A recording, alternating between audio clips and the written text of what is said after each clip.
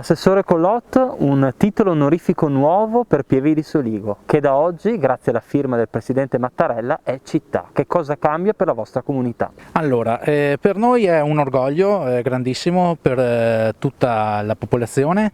Da comune passeremo appunto a città e cambierà a livello, diciamo, di stendardo, di insegne sulle strade, perché praticamente cambierà all'interno la corona che ora è di argento diventerà d'oro.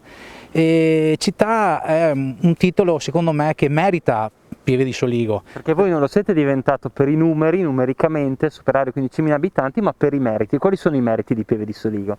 Noi a Pieve abbiamo molti meriti, nel senso che non ci fermiamo solo tipo allo sport, che anche lì ce ne sono, ma passiamo all'enogastronomia, passiamo alla cultura, passiamo alle vite illustri di nostri personaggi e di tutte le persone che hanno reso Pieve grande, per titoli economici, piuttosto che religiosi, piuttosto che appunto culturali. Nell'anno del Covid, sindaco, Pieve di Soligo è riuscito comunque a raggiungere importanti obiettivi. Adesso siete città, c'è stato il cammino indimenticabile per diventare capitale italiana della cultura 2022, una Pieve di Soligo che non dico che sgomita, ma si fa sentire.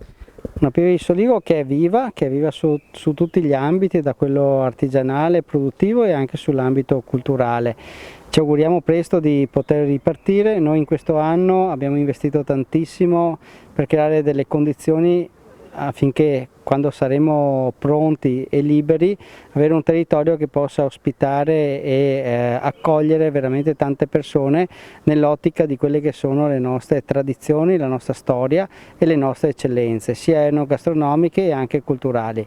Questo riconoscimento che ci viene dato dal Presidente della Repubblica con la sua prestigiosa firma è una testimonianza della bontà del lavoro che tante persone, che una comunità intera e tante altre hanno fatto in questi mesi, in questi ultimi anni, per qualificare questo territorio, per cui siamo veramente orgogliosi e spero che lo siano anche i cittadini di Pieve di Soligo.